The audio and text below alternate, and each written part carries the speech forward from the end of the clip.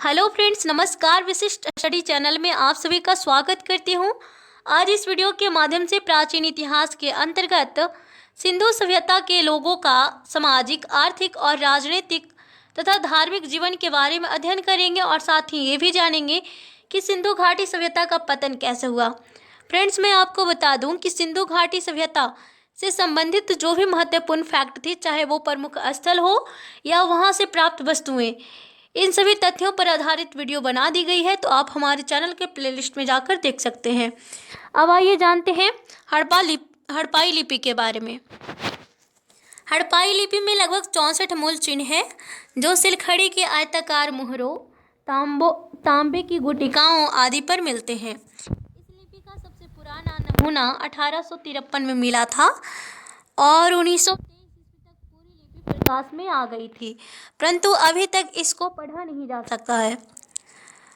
सिंधु घाटी सभ्यता से लिपियां तो प्राप्त हुई है, लेकिन लोग इसे पढ़ नहीं सके हैं और इसी कारण से सिंधु घाटी सभ्यता को आधे ऐतिहासिक काल के अंतर्गत रखा गया है। तो इसे याद रखना है, इस फैक्ट को। सिंधु घाटी सभ्यता अर्थात हड़प्पा की सभ्यता आधे ऐतिहासिक काल के अंतर्गत आता है और यहाँ से जो लिपि मिली है वो चित्रों के रूप में मिली है, इसलिए इस लिपि को भाव चित्रात्मक लिपि कहा गया है। उस समय के जो लोग थे वो अपनी भावनाओं और विचारों को चित्रों के रूप में व्यक्त करते थे, इसलिए इस लिपि को भाव चित्रात्मक लिपि कहा गया है। और ये लिपि दाईं ओर से बाईं ओर लिखी जाती थी। इस पद्धति को ब्रिस्टोफेडन कहा जाता है। सबसे ज़्यादा चित्र यू आकार तथा मछली के प्राप्त हुए हैं, तो इसे भी याद रखना है। इसकी लिपि पिक्टोग्राफ अर्थात चित्रात्मक थी, जो दाईं से बाईं ओर लिखी जाती थी और इस पद्धति को ब्रिस्टोफेडन कहा जाता है और सबसे ज़्यादा चित्र यू आकार और मछली के प्राप्त हुए हैं। अब आइए जानते हैं यहाँ के लोगों का सामाजिक जीवन के बारे में। सिंधु घाटी से प्राप्त अवशेषों के आधार पर उस काल के सामाजिक जीवन का अनुमान लगाया जा सकता है। समाज की इकाई परंपरागत तौर पर परिवार थी, तो इस तथ्य को याद रखना है, समाज की इकाई परिवार थी। मातृ देवी की पूजा तथा मोहरों पर अंकित चित्र से पता चलता है कि हड़प्पा समाज संभवतः मातृसत्तात्मक था। तो यहाँ का जो समाज था पितृसत्तात्मक ना होकर के मातृसत्तात्मक था। समाज में विद्वान, योद्धा, व्यापारी और श्रमिक वर्ग की मौजूदगी था। आवासों की संरचना समाज की आर्थिक विषमता को दर्शाती है। अब आइए नेक्स्ट देखते हैं। नेक्स्ट है हड़प्पावासी साज सज्जा पर विशेष ध्यान देते थे। स्त्री और पुरुष दोनों आभूषण धारण करते थे। यहाँ से प्रसाधन मंजूषा मिली है। नेक्स्ट है चुनहोदड़ों से लिपस्टिक के साक्ष्य मिले हैं। सिंधु सभ्यता के लोग सूती व ऊनी दोनों प्रकार के वस्त्रों का प्रयोग करते थे। अगला, इस सभ्यता के लोग शाकाहारी और मांसाहारी दोनों प्रकार के भोजन करते थे। अगला, यहाँ के लोग मनोरंजन के लिए चौपड़ और पासा खेला करते थे। अंत्येष्टि में पूर्ण समाधिकरण सर्वाधिक प्रचलित था, जबकि आंशिक समाधिकरण एवं दाह संस्कार का भी चलन था।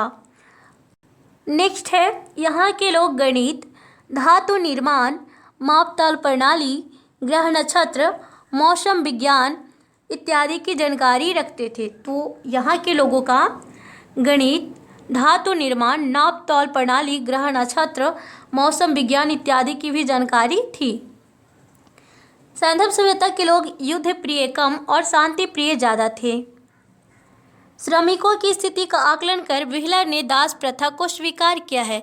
तो आइए एक बार फिर से थोड़ा सा देख लेते हैं सामाजिक जीवन के बारे में। तो समाज की इकाई परिवार था और समाज यहाँ कैसा था, तो पितृसत्तात्मक ना होकर के मातृसत्तात्मक था। समाज में विद्वान, योद्धा, व्यापारी और श्रमिक वर्ग मौजूद थी। हड़प्पावासी साज सज्जा पर विशेष ध्यान देते थे। स्त्री पुरुष दोनों आभूषण धारण करते थे और चुनहोदड़ों से लिपस्टिक का साक्ष्य मिला है। सिंधु घाटी सभ्यता के लोग सूती व ऊनी दोनों प्रकार के वस्त्र का प्रयोग करते थे। इस सभ्यता के लोग शाकाहारी और मांसाहारी दोनों प्रकार के भोजन करते थे। यहाँ के लोग मनोरंजन के लिए चौपड़ और पासा खेला करते थे। अंत्येष्टि में पूर्ण समाधिकरण प्रचलित था, जबकि आंशिक समाधिकरण एवं दाह संस्करण का भी चलन था। यहाँ के लोग गणित, धातु निर्माण, मापतौल प्रणाली, ग्रह नक्षत्र और मौसम विज्ञान की भी जानकारी रखते थे। सिंधु सभ्यता के लोग युद्ध प्रिय कम और शांति प्रिय ज़्यादा थे और यहाँ दास प्रथा होने का भी अनुमान लगाया जाता है। अब आइए जानते हैं राजनीतिक जीवन के बारे में। तो हड़प्पाइयों के राजनीतिक संगठन का कोई स्पष्ट आभास नहीं है, चूँकि हड़प्पावासी व्यापार और वाणिज्य की ओर अधिक आकर्षित थे। इसलिए ऐसा माना जाता है कि शासन व्यवस्था में भी वणिक अथवा व्यापारी वर्ग की भूमिका महत्वपूर्ण थी। हंटर के अनुसार मोहनजोदड़ो का शासन राजतंत्रात्मक न होकर के जनतंत्रात्मक था। अगला है व्हीलर के अनुसार, तो यहाँ का जो शासन कैसा था, तो जनतंत्रात्मक शासन व्यवस्था थी। हंटर के अनुसार सिंधु सभ्यता के लोगों का शासन मध्यवर्गीय जनतंत्रात्मक शासन था और इसमें धर्म की महत्ता थी। नेक्स्ट आइए देखते हैं आर्थिक जीवन के बारे में। सिंधु सभ्यता की उन्नति का प्रमुख कारण उन्नत कृषि तथा व्यापार था। अतः इस काल की अर्थव्यवस्था ही सिंचित कृषि अधिशेष, पशुपालन, विभिन्न दस्तकारियों में दक्षता और समृद्ध आंतरिक और विदेश व्यापार पर आधारित थी। सिंधु सभ्यता का व्यापार केवल सिंधु क्षेत्र तक ही सीमित नहीं था, अपितु मिस्र, मेसोपोटामिया और मध्य एशिया से भी व्यापार होते थे। तो इसे भी याद रखना है कि सिंधु घाटी सभ्यता में विदेशों से भी व्यापार किया जाता था। सिंधु सभ्यता के प्रमुख बंदरगाह लोथल, रंगपुर, सुरकोटदा और प्रभासपट्टन थे। हड़प्पा सभ्यता में माप की दशमलव प्रणाली तथा मापतौल की इकाई 16 के गुणक में होती थी। नेक्स्ट है, इस सभ्यता के लोग गेहूं, जौ, राई, मटर, तिल, सरसों, कपास आदि की खेती किया करते थे। सबसे पहले कपास पैदा करने का श्रेय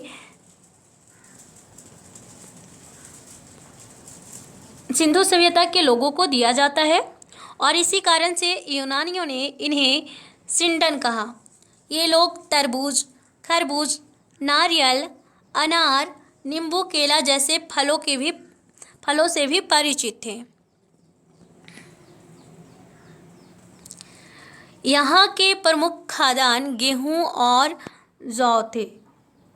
कृषि कार्य हेतु प्रस्तर एवं काशी के औजार का प्रयोग किया जाता था। इस सभ्यता में फावड़ा या फाल नहीं मिला है। संभवतः ये लोग लकड़ी के हलों का प्रयोग किया करते थे। सिंधु नगरों में कृषि पदार्थों की आपूर्ति ग्रामीण क्षेत्रों से होती थी, इसलिए अन्नगार नदियों के किनारे बनाए गए हैं। अगला है, कृषि उन्नत के साथ पशुपालन का भी विकास हुआ था। कृषि कार्यों एवं व्यापार तथा परिवहन में पशुओं की महत्वपूर्ण भूमिका थी। पशुओं में कुब्बड़ वाला बैल, भेड़, बकरी, हाथी, भैंस, गाय, गधे, सुअर व कुत्ते आदि के होने का अनुमान है। गुजरात के निवासी हाथी पालते थे, इसे भी याद रखना है। अब आइए जानते हैं धार्मिक जीवन के बारे में। तो धार्मिक जीवन में लोग ईश्वर की पूजा 3 रूपों में करते थे, मानव, वृक्ष और पशु। देखिए, सिंधु निवासी ईश्वर की पूजा मानव, वृक्ष और पशु तीनों रूप में करते थे। इस सभ्यता के लोग भूत प्रेत, तंत्र मंत्र आदि में विश्वास करते थे। ताबीजों के आधार पर जादू टोना में विश्वास करने तथा कुछ जगहों की मोहरों पर बलि प्रथा के दृश्य अंकित होने के आधार पर बलि प्रथा का भी अनुमान लगाया जाता है। ये लोग मातृदेवी, रुद्र देवता अर्थात पशुपतिनाथ, लिंग योनि आदि की पूजा करते थे। इसके अलावा सिंधुवासी वृक्ष, पशु, सांप, पक्षी इत्यादि की भी पूजा करते थे। विशाल स्नानागार का प्रयोग संभवतः धार्मिक अनुष्ठान तथा सूर्य पूजा में होता होगा। कालीबंगा से प्राप्त अग्निकुंड के साक्ष्य के आधार पर कहा जा सकता है कि अग्नि तथा स्वास्तिक आदि की पूजा की जाती थी। स्वास्तिक और चक्र सूर्य पूजा के प्रतीक थे। नेक्स्ट है, सैंधववासी पुनर्जन्म में विश्वास करते थे, इसलिए मृत्यु के बाद दाह संस्कार के 3 तरीके प्रचलित थे: पूर्व समाधान, आंशिक समाधान और कलश समाधान। इनके धार्मिक दृष्टिकोण का आधार इहलौकिक, तो इसे याद रखना है, इनके धार्मिक दृष्टिकोण का आधार इहलौकिक तथा व्यवहारिक अधिक था। मूर्ति पूजा का आरंभ संभवतः सैंधव सभ्यता से ही होता है।